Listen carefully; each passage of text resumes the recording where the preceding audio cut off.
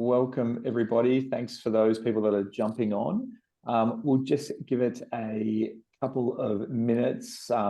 We've got quite a few people registered today, which is fantastic. We've got almost 90 people registered, so we'll just give it a couple of minutes while we're getting those people coming on.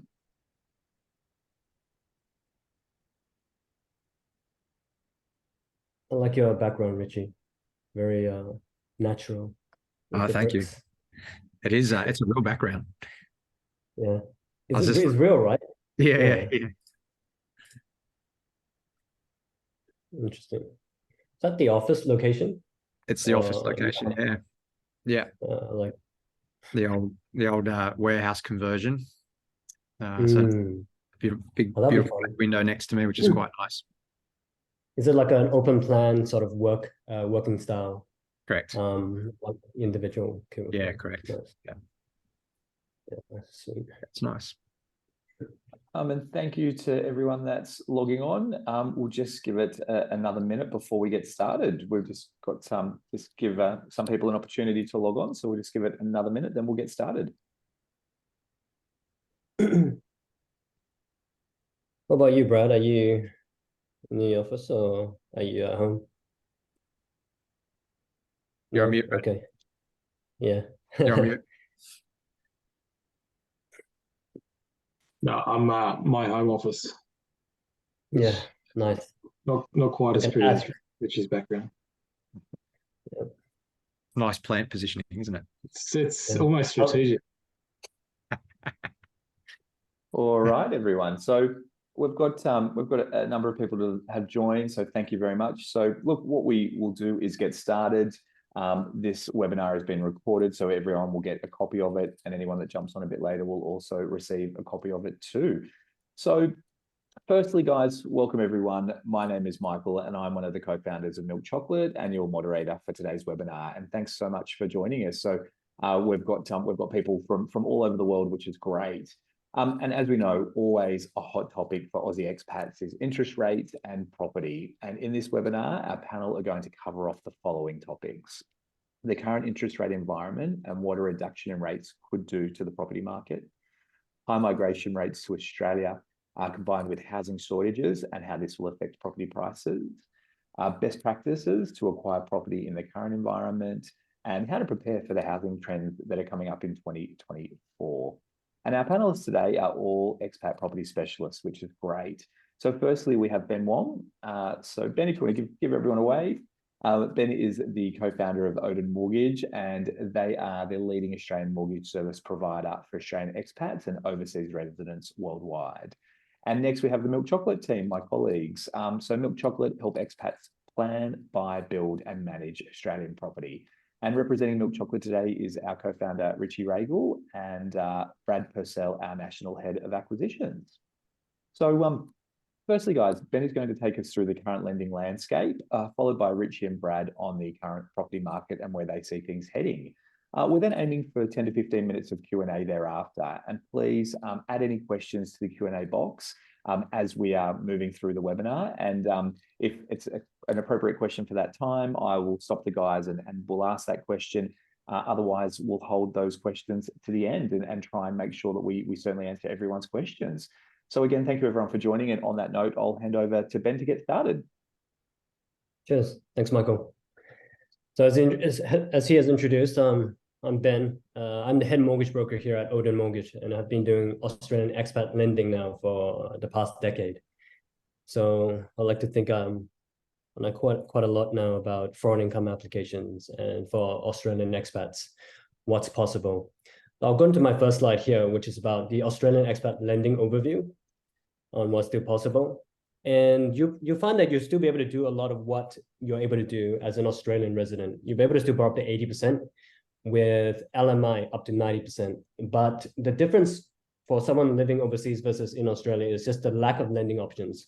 In Australia, you're going to have 40, 50 different lenders, lots of options. Then all the banks will treat you the same because you're earning Australian dollars, taxed by Australian tax rates. But as soon as you're overseas, that shrinks down to around 10 lenders or less. So in terms of the LMI lender, you only have one, and that's CBA. But the others will lend between 60 to 80% max loan to value ratio. You can still cash out equity from your property. If you have an existing Australian property, you can cash out back up to 70 or 80%, depending on the lender's maximum loan to value ratio for expats and foreign nationals. And you can use that equity to then purchase another second investment property. And I'll go through a diagram and a structure of that, what that looks like in a later slide. You can go up to 30-year loan term, regardless of age. Now, there is one or two banks that have started to introduce retirement age policies now, though. So they'll kind of see how old you are, and then they'll calculate your loan term by your retirement age. So the retirement age in Australia is 67. So if you're 57, then they'll only lend you a maximum loan term of 10 years. But most lenders are still going up to 30 years loan terms, regardless of age. And there's no early repayment penalties by law in Australia. So unlike if you bought a property in Hong Kong or Singapore or some other states, there are early repayment penalties of 2 to 3% if you pay it out early within the first 2 years. They don't have that in Australia. So it's just a nominal discharge fee of less than $500. And that's why we can refinance quite easily from bank A to bank B. So later you'll be able to see that the banks in Australia, their interest rates and fees are very competitive amongst each other. And they have to be, because it's quite easy to refinance from A to B. So as to what's been happening for this year, where in Q4 of this year now in 2023, the assessment rate is at 9.45%. What I mean by that is that's what the lenders use to assess your borrowing capacity. So even if we're going to get you an interest rate of 6%, the banks are going to use 9.5% almost to calculate how much you can borrow. And they put that 3%-ish buffer. It's just out of just being conservative. If rates went up again and again and again 3%, they just want to make sure that you still be able to service the loan. That's why. But it's a bit ridiculous, 9.5%. I don't know. The market is not pricing that at the moment, and I'll show you that in a later slide. In terms of rates, obviously we increase month on month for pretty much an entire year, but the last 4 months have been flat. And in terms of interest rates, the fixed rates are now higher. Well, since 2022, they're higher than variable. And I'll show you how that has kind of changed as well. There's a term that's been thrown around a lot in the past 12 months, and that's called the fixed rate cliff. It just means that when are all of the fixed rates going to end? Because a lot of people did fix their interest rates in 2020 and 2021 on super low interest rates of around 2%. And a lot of that is ending now, and we're halfway through that already. I'll cover that in a later slide. And last but not least, we have saw several lenders change their policies for people living overseas. So here, there's around 6 lenders here. In the last 12 months, they have made changes to their credit policies that were not in favor for people living overseas. For example, Bank Australia and Virgin, they temporarily stopped lending to expats. I don't know when they'll come back. Bank West, they allowed us to do 80% loan to value ratio, but then now they dropped that to 60% max just 2 months ago. And St. George Bank, they were great for our low income tax jurisdictions like the UAE, Singapore, and Hong Kong. They allowed us to use the effective income tax rate, but now they force us to use Australian income tax rates. Kudos Bank, they exited the market 12 months ago for expats. And then Heritage, they dropped from 80% LVR to 70%. So some changes, but that's not to scare you, just letting you know there's still several options available. They've made some changes, but it's restricting slight bits in terms of like the lending ratio for Australian expats. Investor housing rates, okay? So this chart here just shows you what are the interest rates investors currently paying in Australia. I just have the data up into August 2023. So you can see, right, in 2020, the red line here is the variable rate, and these two lines are fixed rates, and the variable rate was higher. So fixed rates were really low. That's why a lot of people fixed their interest rates in 2020 and 2021. A lot of them fixed for 2 to 3 years. So a lot of them is coming out to end now. That's what the fixed rate cliff I was referring to. But in 2022, we started to see that fixed rates become higher. Okay, fixed rates become high now, and the majority of our clients are choosing variable rates over fixed rates. So I would say 95% of our clients, when they get a mortgage now, it's variable rates as opposed to fixed rates. Because you don't want to fix your rate at a higher rate when you think that the rates might come down. And that is sort of the consensus for 2024, that rates might start to come down in 2024. So you probably want to stick on variable rates for the meantime.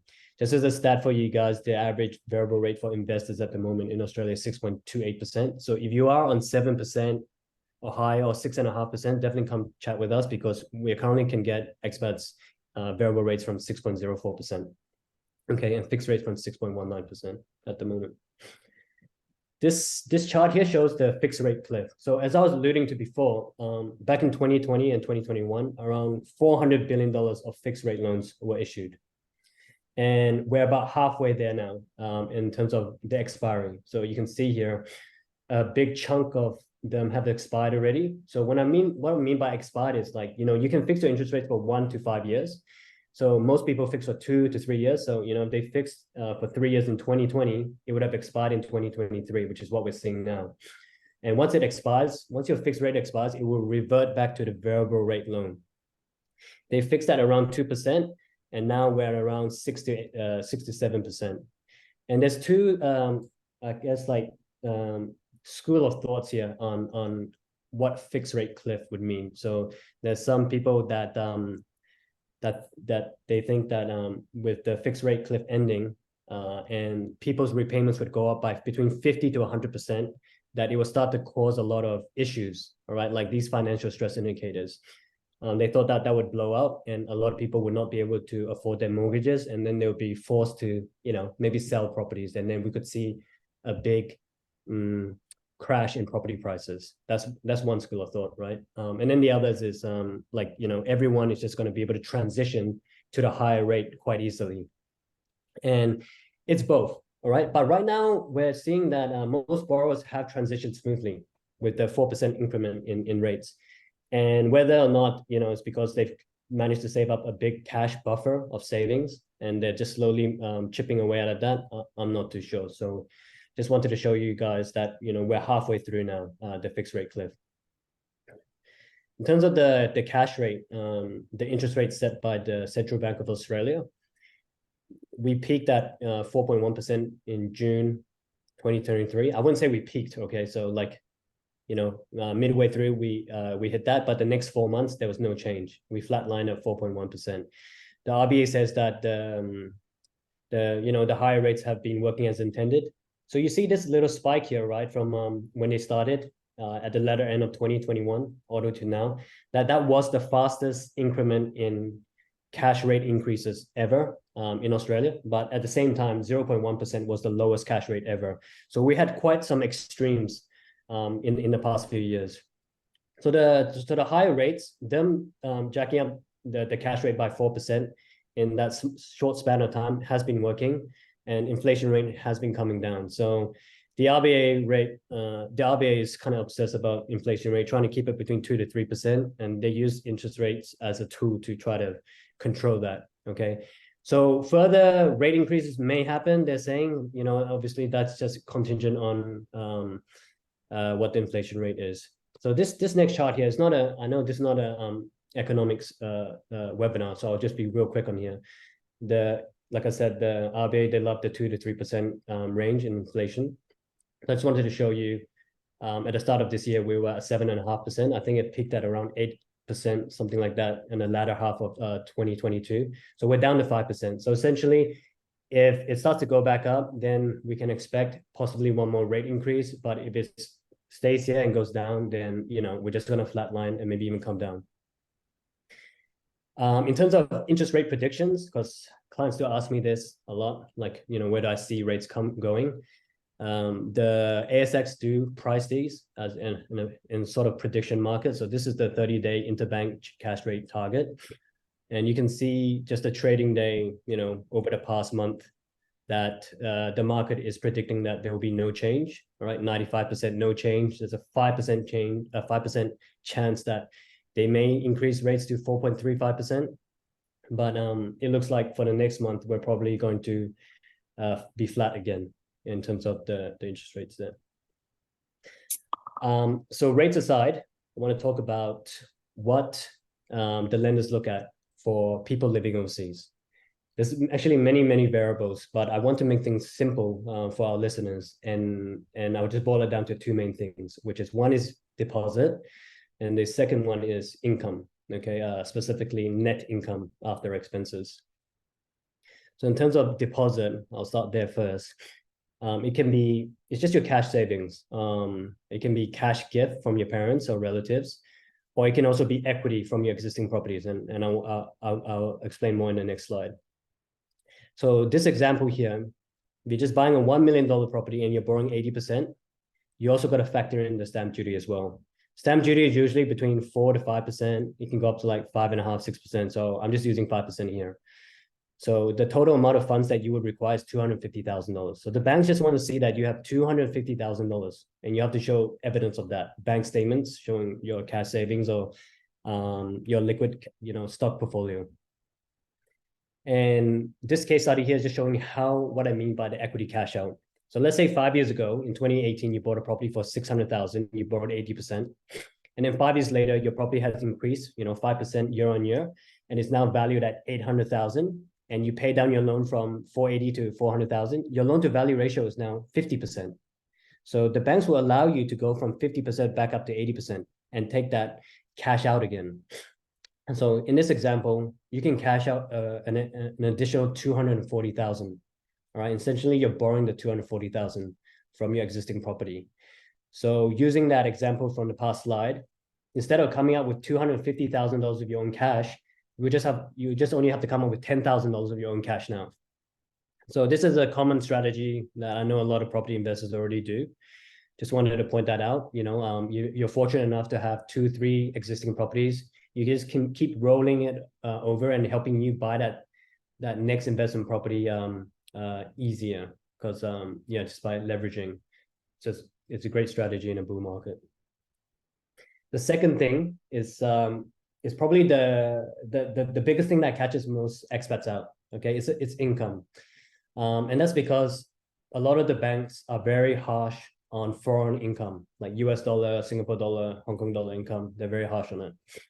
And like I was saying to you before, even though there's 40 over banks in Australia, 30 over of them will not lend to you already straight off the bat. So out of these 10, we can kind of split them between standard banks and the more friendlier banks. So the harsher ones, and then the more lenient ones. So I'll go through an example here for what the standard bank would do that would accept foreign income applications. And I'm going to use Hong Kong dollars here, because a lot of our attendees are from Singapore, Hong Kong, and the UAE. So I'll take the middle ground here. Okay, Singapore, I think your maximum income tax is around 22%. In Hong Kong is 15%, and then obviously UAE is 0% income tax. Here with Hong Kong dollar, if you're earning 100,000 per month, which is a fairly good salary by Australian standards, they'll discount 20% straight off the bat for foreign currency fluctuation against the Australian dollar pair. Okay, to be conservative, and then they'll apply the Australian income tax rates onto that income, even though the maximum income tax you could ever pay is 15%. And most clients only pay around 10% effective income tax. So you're left with 56,000 per month income. And the rent in Hong Kong is not cheap. All right. If you're living with someone and you have a kid, you can expect to pay at least 30,000 per month. So you're left with 26,000, and then you got your living expenses. The banks all use a benchmark living expense based on your salary, and they've already determined what that benchmark is. So here I just use a benchmark here of 18,000 per month. So you're left with 8,000 Hong Kong dollars a month. Okay, that can lend you 200,000 Australian dollars, which is hardly anything. So for someone with no liabilities, because I haven't even put any liabilities here, no mortgages, tax loans, HECS or anything like that, and you can only borrow 200,000 like that, it blows a lot of people's minds. So but I just have to tell you, these are all of the things that the banks apply. So when we go down the lenient route, the expert friendly banks, we have banks that don't discount the Hong Kong dollar income at all. We can use all 100,000. Then they will also understand Hong Kong income tax rates. I applied 15% here, but in actual fact, it's less than that. I just used the highest income tax. And then you can minus the rent, minus the living expense, and you can borrow 900,000. Okay, so it's about 4.5 times higher. And that's why it's core to kind of understand what your lending options are exactly, and then be able to present your application in a way that the banks understand it and agree with it. All right, because a lot of the assessors in Australia, more than 95% of their applications are Australian dollar income applications. So every now and then a foreign income application comes to their desk. They're not going to fully understand how to interpret that. And even if you go to an expat-friendly bank, you might not even get 900,000, depending on how you have presented that application. Right, so that's really where we come in as Odin Mortgage. So like I said, our team has been doing this for a decade now. Foreign income applications, Australian expat home loans, day in, day out. We'll be able to tell you exactly how much you can borrow and which banks can do what and how to optimize your loan structure for, like, I guess, from a tax perspective as well. We have a tax arm called Odin Tax, who helps Aussie expats and overseas residents lodge their tax returns. And we don't charge a fee for our service either. So the banks pay us and they all pay the same.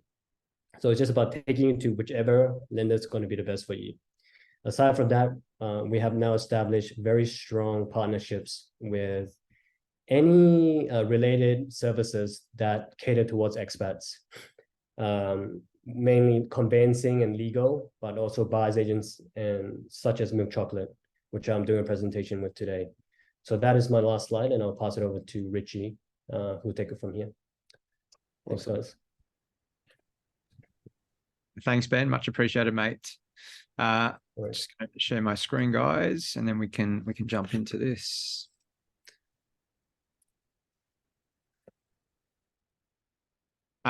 As Michael mentioned at the top, my name is Richie, the co-founder of Milk Chocolate, and today I'm joined by Brad Purcell, our National Head of Acquisition. So today we're going to aim to give you some valuable insights into the Aussie property market. So Ben's done a really great job in talking about the finance side of things. We're going to take a bit of a deeper dive into what's happening in Australian property at the moment. Going to tell you exactly where we see the current Australian property market with insights derived from the data and what's happening on the ground. And then we'll also leave a few minutes at the end, as Michael touched on at the start, for Q&A. Firstly, for those that are new to Milk Chocolate, we're a complete offering encompassing research, planning, buying, building, and management. Our property team is composed of economists, valuers, qualified property investment advisors, data scientists, real estate agents, project managers, interiors architects, interior designers, and property managers, just to name a few. And of course, the standard disclaimer, any advice today is advice of a general nature, and you must consult your own professional services provider before making any decisions. So now that that's out of the way, whether you're looking to purchase a family home, an investment property, or start a property portfolio, there are a number of factors that we recommend you consider, from location to asset and when to purchase. So firstly, let's do a bit of a trip around the grounds with Brad to understand better what's happening in the market right now. So just to give you a quick insight, Brad is in a unique position as Milk Chocolate's head of acquisition, so from a national level, and being across all of our acquisitions nationally, he has his finger on the pulse in all markets. So as opposed to waiting to see what the data says each month, we generally have a strong sense of what's happening in the market well before that data is released. So I'll hand over to Brad right now, and he's going to do a bit of a whip around the grounds and give you a bit of insight to what's happening. Thank you, Richie. So I think the Australian property landscape nationally is a pretty interesting point in time. So what we had been previously experiencing over the last sort of 3 years or so was a very consistent performance across the majority of capital cities with regards to either price corrections or capital gains. However, we've absolutely seen a return to a far more traditional real estate, cyclical real estate environment. And so what you can see obviously on the map is we've got a couple of key data sets that help demonstrate that. And what's really important to highlight is the majority of property commentators are identifying 3 key points to assess each capital city's performance against one another. The first one is your pre-pandemic price points, so the median values of a capital city pre-COVID, pre-pandemic to recent peak, and then recent peak to recent trough. They're the sort of 3 key indicators that people are looking at when we're comparing each capital city's performance. The data that we have to demonstrate is looking at the latter end of that. So we're looking at the capital cities performance from recent trough to current. And so what that's talking about is after potentially navigating away from the highs of the pre-pandemic peak, every capital city had subsequently demonstrated some price correction. So from that point in time until now, so at the bottom of that price correction cycle until now, what has each capital city done from a performance perspective? And that's where we're starting to see a variation in performance, which is really interesting. So if we look at Sydney, we can see that from the time that Sydney has made its total price correction, which was effectively about 13.6%, it subsequently gained 9.2% of that back to date. And 8.1% of that price growth has been in 2023. And interestingly, the only consistency that we do see with the exception of a couple of outliers is that the rate of growth is starting to slow, which is not necessarily a bad thing because the rate of growth previously was at relatively accelerated levels that started to create the possibility of inconsistent price growth. Whereas what we're starting to see is a return to a far more manageable and traditional rate of price increase. So to put that into context, Sydney's annual price increase for 2023 to date has been 8.1%. On average, over the last 40 years, Sydney's median values increased by 6% per annum. So we've overperformed by the average, and we're only at the beginning of October. However, the annual change from the monthly change from August to September was only 1%. And that has started to come backwards. And there's a couple of key indicators that will sort of add some light to that. Melbourne, which was the capital city that was most impacted by COVID, was also the capital city that had the least amount of growth from pre-pandemic levels to the recent peak, primarily because it was the most locked down city in the world. There was a lot of interstate migration away from Melbourne, and the real estate market was effectively stalled. So it was a little bit handicapped in terms of its ability to compete with other capital cities that had a little bit more freedom in terms of the ability to undertake real estate activities. It has also started to recover from those losses. It's increased by 3.7%, which equates to a total of 1.2% in 2023, which sort of talks about the fact that the majority of its performance was orientated toward the commencement of this year. And its rate of growth from August to September has also slowed down to 0.3%. Brisbane, which was the third city within this growth correction cycle to start to demonstrate price growth again, has consistently performed relatively well, and outside of Adelaide was one of the best performing capital cities for the months between August and September. And Adelaide is these numbers don't necessarily demonstrate the overwhelming performance that Adelaide has had. So Adelaide has been the best performing capital city with regards to capital price growth effectively since 2019 or the onset of COVID.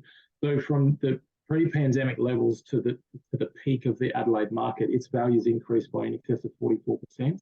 However, it only lost 2.5% of that from the recent peak to the recent trough. From the recent trough to current, it's now at 6.3%, which means it's effectively regained all of the ground that it lost during that price correction phase and is picking up where it left off from the recent peak cycle. And its values to date have increased by 4.6%. And it's still demonstrating significant price growth, even up until the latest data release, which was August to September. Perth is another incredibly strong and very buoyant market, predominantly led by a significant shortage in stock. Perth has had the lowest sort of recorded month of new listings in its history in August to September, or September to October, I should say. However, with increasing levels of demand, that is continuing to drive price growth in Perth. Hobart, which had experienced some significant price growth during the pre-pandemic levels, has started to wind some of that back, and as you will note, is one of the only capital cities outside of Darwin that is consistently recording some negative or continued price loss, with a total net loss of 7% this year alone. And similarly with Darwin, its values have continued to decrease up until most recently, with a 0.3% loss in August to September. And Australia's capital being the city of Canberra, which is consistently rather a stable market, is certainly demonstrating improvements from its recent losses, but not quite at the same rate. However, there's some seasonality that needs to be taken into account with that. Canberra is a cool climate, and in the winter season historically has a very dormant real estate market, and we're just starting to come out the other side of that Canberra winter, with notable increase in buyer activity, and we're starting to see some increase in stock availability in those markets as well. So why this becomes really interesting is, as I've said before, over the last 3 years, we saw every marketplace doing the exact same thing, which was effectively substantial price growth and then a point of price correction. We're now at the point where we're starting to see some variations in performance, which talks about some of the underlying fundamentals that support price growth and behaviour and in consumer behaviour within those particular markets, which is something that we can touch on when we progress forward with regards to our outlook as we go. It's probably a good segue, mate, to move into sort of our thoughts on the market moving forward. I suppose whilst you've still got the floor, do you want to sort of give a bit of an insight into what you're seeing at the moment versus what that could correlate into moving into 2024 and beyond? Yes. So overwhelmingly, what we're noting is a significant increase in consumer confidence across the majority of marketplaces. So the biggest impact that we saw from as Ben alluded to, the fastest rate increase in Australian history was an emotional response, not necessarily a fiscal one. It was about the unknown aspect of how far interest rates were going to go, how much expense was going to be associated with purchasing, and it put everybody in a holding pattern. Subsequently, the normalisation or the standardised sort of arrival of where we are with interest rates currently has started to induce a level of confidence to understand that, okay, potentially at the peak of the interest rate cycle, there may be one or two more potential interest rates. However, we've got an understanding now of the environment that we're dealing with, and that has seen the majority of purchasers take that wait and see approach out of the equation and are starting to step forward back into the marketplace, and with some vigour, particularly in markets like Sydney and Brisbane. Some of that is price sensitive. Brisbane, we're seeing significant buyer activity in the lower end of the marketplace, sort of prices below, say, $900,000. The majority of every market in the premium level, and that price point changes depending on your capital city, has effectively been immune by a lot of this throughout the entire period of time.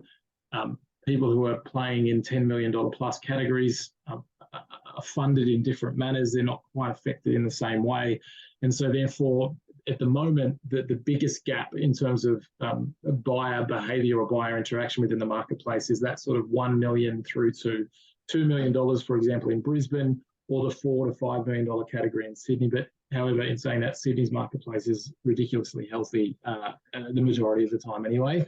But that level of consistency and behaviour is very similar throughout the majority of capital cities. Interestingly, about Hobart, it saw a significant amount of activity from interstate investors, and it seems to be the one marketplace where potentially there was a little bit of an overshot in terms of the prices that were being paid by emotionally driven purchasers, and that's starting to wind back a little bit. We're seeing extended days on market in that particular city itself. However, Adelaide, Sydney, Melbourne, a shortening up of days on market and a significant amount of buyer behaviour and demand, which is being fueled by what has been over the last 2 years an underwhelming supply of stock. So up until recently, we've seen very consistent percentages well and truly below the 5-year average in terms of stock levels. Real estate is like any other commodities market. It's supply and demand driven. When we have high levels of demand, very low levels of supply, that's where we start to see significant increases in prices.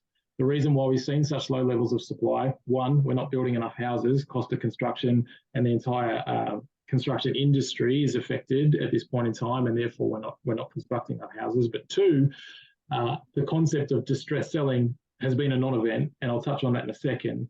And so the side effect is homeowners and investors aren't going to liquidate their assets if they don't believe they're going to achieve the best price for it. So they've chosen to hold. And what we've only seen is inferior stock where people have been forced to sell or want to sell because they've been at a comfortable price point. And that's the stock that's been entering the market. And as a result, there hasn't been an overwhelming amount of quality options for people to purchase. Therefore, we're seeing significant levels of competition, fueling this whole FOMO concept again and emotional purchasing decisions being made.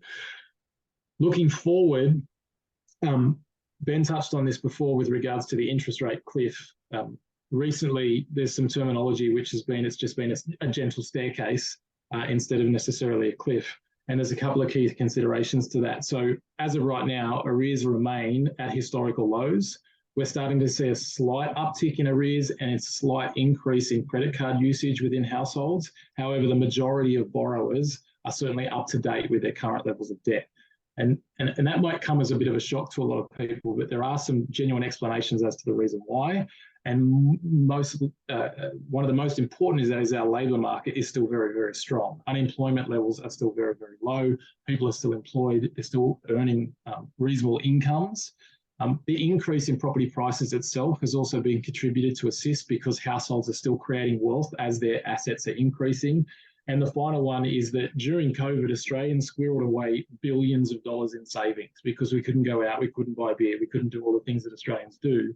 And so as a result, we've amassed a significant amount of savings that a lot of households are potentially, or not potentially, are drawing upon to help support themselves during this period of time. And the other is the lead-in time. So the interest rate cliff, there was the commencement of that fixed rate cycle, there was a fair amount of lead in where people could prepare themselves for that. So the people most affected for the increase in interest rates were those on variable rates, which included myself, that were experiencing those interest rate increases in real time. Those who were still on fixed rates could see exactly what was happening if they were intelligent with preparing for that. And it certainly seems as though a lot of Australian households were making intelligent decisions. All of that feeds into the summary, which was a very simple question that I've made a very complicated answer to, Richie, and I apologise. However, our outlook moving forward is that with increasing stock levels, which we're starting to see in real time, and an acceptance of what the current interest rate environment looks like, coupled with a little bit of a incentive, as Ben suggested, of potential interest rate reductions in 2024, we're starting to see a little bit of a calming environment where the majority of marketplaces are likely to transition into a stable and manageable return to increasing property prices that aren't going to be so emotionally fueled. But certainly the likelihood of there being downward pressure on pricing moving forward appears very, very slim. What a house is worth today is more than likely in the majority of marketplaces going to be worth more in the next few months and leading up to 2024, 2025. The interesting part's going to be how much increased vigor we see in terms of demand the first time there's an announcement of interest rate reduction, because there's that last portion of the marketplace that may be sitting on the fence for as long as possible. The unfortunate thing is, if you wait till the end or you wait till everybody else finds out, you're already too late. And we spoke about similar things in earlier podcasts, sort of the commencement of 2023 toward the end of 2022. When the general public find out the bottom of the market is here, you're already 3 months behind. The bottom of the market was 3 months ago. And that was similar. Sort of, you know, the concept is, if you're ready, the right time is now to purchase, because all signs point to consistent, controlled growth moving forward throughout the rest of this year and certainly well into 2024. Thank you, mate. That was a nice answer. And I suppose just to quickly follow on from that, a few other factors that are at play is obviously migration into Australia. So we're seeing significantly high rates of net migration into Australia, estimates of about 400,000. in FY23 and 300,000 again in FY24, which is substantially higher than what it has been historically. We do know that half of those will most likely be foreign students. However, there is still going to be added demand from a rental perspective, but also from a housing price appreciation perspective. So there's two factors at play there. And what we're also starting to see now is a lot more inquiry. And I think Ben might want us to touch on this a little bit later with regards to foreign buyers wanting to buy into Australia, with some relaxation of the rules from FIRB and the ability to be purchasing properties that are established as opposed to off-plan or house and land. That is now an option for foreign buyers, and we're now starting to see a lot more inquiry into Australia. So again, that hasn't been there before, previously competing with our local buyers. So there's a lot of different factors at play. And then finally, it's also important just to understand that there are markets within markets. So it doesn't mean what we're saying is a blanket rule across all of Australia. You still need to identify and understand what is the right market for your particular brief. So we might move on. We've probably spent a little bit more time on this particular section, but I think it was definitely worthwhile, and I'm pretty sure that's what most people wanted to be here and listening to. But Brad, we might just I suppose move through these a little bit quicker than we normally would. And as we touched on earlier, Milk Chocolate, we purchase in all states and territories. Our service is very bespoke. So it's really, really important to understand that we don't just focus on either high yield properties or buy and renovate strategies. We work with all of our clients based on their different bespoke needs and requirements, whether that's a lifestyle driver or financial drivers. We take a macro approach to the Australian market and provide recommendations based on that. We just wanted to show you a few examples of recent purchases that we've made in Australia across family homes, lifestyle purchases, and investment properties. So I might just get Brad to talk to this one first, and we'll just sort of interchange where required. Yeah, mate. I'll try and do this as quickly as I can, but this is, yes, a family home purchase that we secured not all that long ago in Sydney.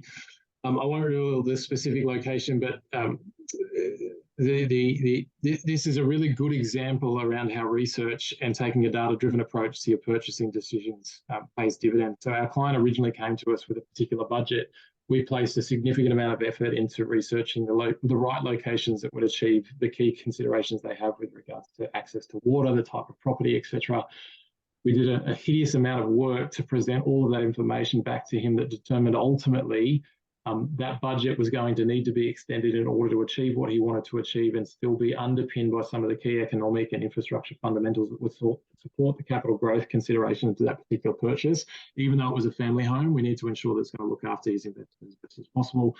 So we ended up securing additional funding, which was an additional cash contribution coupled with an increased level of debt, to secure a higher caliber of property within a superior location, and this was the outcome, which is a very unique waterfront property, a very tightly held location that is only going to continue to grow in terms of its popularity. It's within very close proximity to the city, however, has significant income or earning potential on the short-term rental market at the same time, and we managed to secure that property prior to auction via a delayed auction campaign, and our team have also been responsible for styling that home and assisting with some design consultation work at the same time to create a phenomenal property that I'm very jealous of. I'd love to live there myself. Yeah. The next one is a good example of an asset that's been purchased as part of a client's game plan in Canberra. So again, I might get you, Brad, just to quickly talk about this one. Yeah, so this is an example of where a client is diligently following each of the processes and recommendations as part of the game plan that we've created. So we had a brief that was specifically designed to find a subdivisible site in Canberra that would enable the construction of two new dwellings, and we secured this home off market using the network and resources that we have, which ultimately meant we had no competition. We had significant amount of flexibility with the terms and conditions that suited our offer. It enabled us to do a significant amount of due diligence before having any financial commitment to the home, and our team, we ultimately secured that. It's a great location. The zoning requirements are exactly what we need. The house is now currently leased, producing a relatively strong yield, whilst our construction team are in the process of finalising the plan and approval stage until we undertake the work to unfortunately demolish that house. And I say unfortunately because it's a beautiful little home in its current right. We're going to recycle those Canberra red bricks and make them features throughout throughout the new build. I'm saying that because I know that someone's particularly listening to this webinar. And ultimately, we should deliver an asset that meets all of the criteria of our game plan and allow our client to move on to the next phase of their purchasing journey. Yep. So that'll be subdivided, and we're building a duplex, so 2 4-bedroom, 2-bathroom assets for this particular client. The next one is, again, a part of a client's game plan. This is the second purchase based in Geelong, down in Victoria. Again, Brad, I might just get you to quickly talk through this one as well. Are you doing anything smart, buddy? Or yeah, mate, I'm just enjoying listening to you. No, of course. I'll do the next one. Another game plan purchase, but specifically focused on manufacturing equity and value via renovation. So ties in really nicely with the idea that we have about data-driven purchasing approach, which means we were focused on a location where all of the fundamentals were going to lead to accelerated capital growth through the concept of gentrification. It's in a phenomenal suburb in Geelong. The original home was the correct character type to create the best emotional connection. So it's a California bungalow, which ultimately produces the most emotional connection for owner-occupiers. And then, so we secured that at auction in an environment where it was very good buying opportunities.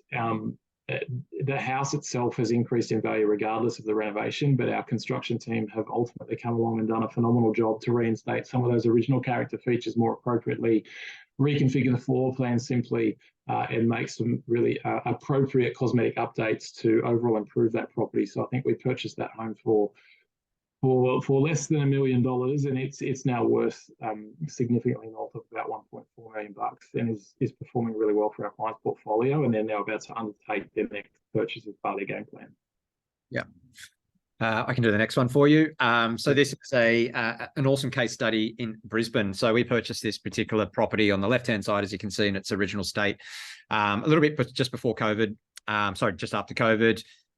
It was purchased in an area as part of this particular client's game plan, again, to be able to subdivide, build 2 brand new dwellings, and then hold those and lease those to create a dual income for this particular client. So as you can see on the right-hand side, that is the end product. So 2 brand new 4-bedroom, 2-bathroom, 2-car properties that have been leased now on the market. So originally the home was being leased for $420 per week. Now both of those properties are being leased for $850 per week. Overall, the client achieved about a 17% ROI when you take into consideration purchase price, purchasing costs, and the cost to construct and subdivide, including your civil works. And so again, it's a great example of an execution of a client's game plan, taking into consideration being a little bit more aggressive in this particular instance. But to note, this asset is about 10 k's north of the Brisbane CBD. So it's going to be a great asset for the long term, and they're extremely happy with this particular outcome. The next asset is an example of a lifestyle purchase. So this, again, was part of a client's game plan, and just shows you the breadth of the work that we do. This is a purchase made in Tasmania, and the client's brief was to purchase an asset that they could potentially use as a lifestyle asset, but also lease it out on the short-term market. So Brad and his team did an amazing job of purchasing this particular asset down in Tassie, and the milk chocolate team executed the styling of this particular home, and now it's about to be leased on the short-term market. So another really good example of the sort of the breadth of work that we do. And then finally, I'll just hand over to Brad, because I know this is one of his favourite properties in Adelaide. Yes. Yeah. So I'll try and keep this brief because I'm really conscious of our time. But the reason why this is one of our favourites is, even though the client's brief was purely about purchasing an asset that could lease in a location that's going to demonstrate some relatively strong capital growth but minimise their holding costs, so therefore we have an above average yield, we always prioritise assets that continue to provide multiple options. So that home meets all of those original criteria. However, the land on this particular property meets the minimum criteria for subdivision. The house is positioned appropriately on the block that it lends itself perfectly for a structural renovation at some point in the future to turn what is a 3-bedroom, 1-bathroom house into potentially a 4-bedroom home with 2 bathrooms, 2 separate living areas in a high-growth suburb, in a location where young families are the predominant buyers and the predominant marketplace. And so the reason why it's one of my favourites is it literally ticks every potential box that you could realistically want for what is supposed to be just a very basic, I shouldn't say basic rental property, but to serve a very simple purpose for the purpose of their game plan. So therefore, if their circumstances change at some point in the future, they've got a myriad of options they can use if they want to invest additional capital into their portfolio, and the property test a really sound foundation for that moving forward. Beautiful. Thank you, mate. You can take a rest now. Just also, sorry guys, just before you move on from those case studies, just a quick question from Stephen, which I can answer just on those. And Stephen's question was the Sydney property for investment purposes. So Stephen, that property serves two purposes. It will be the home that our clients live in. So they live in Hong Kong. They will be repatriating back to Australia. They wanted to secure that home before they come back. So we've bought that home, and it's going on the short-term rental market, so they can receive an income from that home, but then also use it when they're back in Australia for holidays, and then ultimately we'll be moving back into that home. So ultimately, yes, but serving a dual purpose for the moment. Cool. Thank you. So guys, obviously we are conscious of time, so there's a few more slides, but we'll try and just move through these so we can leave some time allocated at the end for Q&A. But I suppose what we wanted to talk about quickly was just the fact that everything that we're sort of shown you and taken you through today in terms of our data and insights and understand what the market parameters are, but also, you know, location and identifying the right areas to be purchasing properties for our clients, falls back into our data and insights. And this is a combination of our team, but also the way and where we acquire our information from. So we have licensed significant amounts of data through some key data providers, including CoreLogic, which is the largest provider of real estate data in Australia, the ABS, RBA, and other private and public data agencies. We've actually spent hundreds of thousands of dollars each year to acquire this particular data, and this shows you the importance that we place on identifying and acquiring really good, high-quality data to provide relevant insights. Our database currently has over about 1 billion data points, which covers 15,000 suburbs, 600 LGAs, about 3,300 postcodes in 8 capital cities, dating all the way back to 1980, which is over 40 years worth of data. So what's really important about that, and what's interesting to understand, is that the reason why we purchased that data dating back to 1980 is because our in-house team of machine learning engineers and economists require that information to be able to understand historically how the markets have performed, utilize all those data points and insights to better understand what could potentially happen in the future moving forward. So we use really complex algorithms to understand different market trends and movements, overlay that with macro fundamentals such as inflation, unemployment, income growth, population, interest rates, etc. Understand how that has performed historically, understand what that could look like now, and overlaying our future thoughts on different market parameters to be able to help us identify what's the right area to be purchasing in. So this allows us to identify areas across Australia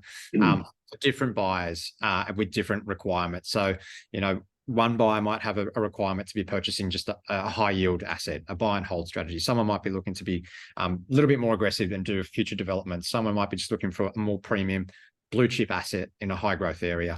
It's all very, very different. There's also commercial property that needs to be taken into consideration. And so it's not simply just a one size fits all approach that we take.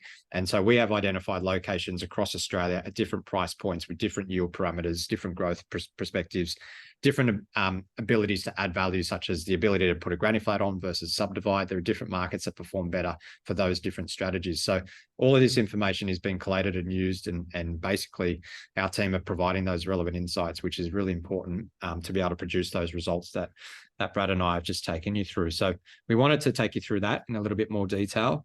The real estate fundamentals is also something really, really important that we use as a business. We obviously talk a lot about, you know, our data and insights, but also, you know, about the asset and location of that particular asset is really important. So I might just pass to Brad just to quickly just talk through some of these fundamentals before we keep moving forward. Yeah, I'll do this really quickly. Basically, there's a common consideration when you're buying an investment property to buy investment stock, right? Which is traditionally low purchase price, high yield. But the milk chocolate ethos focuses on the consideration of making your investment a very difficult type of property to replicate, which ultimately means that the level of demand you're going to have from a resale perspective is significant. And it's the type of asset that will ideally have the largest potential target market from an owner-occupier perspective. Reason for that is investors like ourselves make commercially driven purchasing decisions. homeowners make emotionally driven purchasing decisions. And what we saw, particularly during COVID, was an owner-occupier-led recovery with a significant amount of the marketplace making emotional purchasing decisions. Therefore, unforecastable premiums were being obtained. And that can only come from a property that meets a significant or all of the real estate fundamental considerations. Those are detailed there. Some of the examples that we spoke through sort of highlight those as well. But the easiest thing is it's not just about targeting yield. Your gross or combined return is the most important consideration, and capital growth forms a significant part of that. Buying a home that's going to appeal to owner occupiers is a very important consideration, and there's some of the key aspects behind that stuff. Thank you, mate. So just to, I suppose, getting close to rounding it out. So just again, to recap our services, as you can see on the screen, planning, purchasing, building, and managing. So we place such an emphasis up front at the start of the process. So we like to sit with you and work with you on a plan and a strategy and what we call a game plan. And that basically takes into account your key considerations, such as how much capital you've got, how much debt can you acquire, what is your monthly ongoing holding costs, restraints, and what is ultimately your end goal. We'll essentially model a plan that takes into different considerations and using properties and the strategies within properties to help you achieve that end goal, and show you that in a really useful, beautiful UX, so you can clearly understand what your decision now and what that can look like in the future. So you're making a decision now that's not just, I just want to buy a property because I've got a loan for $600,000. You're making a really strategic investment. And that's really, really important. We don't sit here and proclaim to say we are one size fits all. As I said, we have an approach that is very bespoke to each individual client's needs and requirements. And we will work with them to understand that first. And then that information will be passed on to our purchasing team. So a brief will be given to Brad and his team based on the game plan and the requirements that comes out of that game plan. So he'll have a really clear understanding about what market he needs to be purchasing that home in, what's the budget, what's the yield requirements, are we looking to be adding value now, in 3 years, in the future, what sort of renovations have been modeled in the game plan, etc. They then have a really clear brief to go off and execute for our particular client. If it moves into construction, obviously our team is on hand to manage those works for our particular clients, but also more importantly, that team is working with Brad and his team throughout that purchasing process. So understanding building and pest reports, providing relevant insights when we're reviewing properties that potentially might need renovations immediately. We can provide relevant insights regarding costs, any lookouts and watchouts that need to be applicable for that particular purchase. So that client is purchasing that property knowing everything about what it potentially could cost to renovate, or any immediate maintenance requirements as well. And then if it's an investment property, traditionally the property management team will look after that asset for you. So leasing the asset, getting the best quality tenant, and then managing the tenancy moving forward thereafter. So what we like to call a vertically integrated approach to property investment and family home purchasing is what Milk Chocolate does. Moving forward, just looking at this particular screen, Milk Chocolate at the moment are building in swim lanes a product that's going to enable a beautiful user experience that our users will be able to watch and view and manage their entire process in the palm of their hand. So Milk Chocolate are developing a product that will be in the market this year, but launching earlier next year. And basically it will allow our users to better understand the process, understand the strategies, select their game plans, and watch and manage and review that search process with Brad and his team in real time. So understanding exactly what the properties are that we're looking at, why we like it, why we don't like it, looking at the score, the ratings of those particular assets, and then obviously just giving and holding your hand through a really complex process, which is the exchange and settlement process. So understanding and making sure that you're fully aware of all the important details that are required throughout that particular process. This is going to be live very shortly, and we're excited to be bringing it to the market very soon. But again, this is just a little bit more of an insight about Milk Chocolate and what we're doing.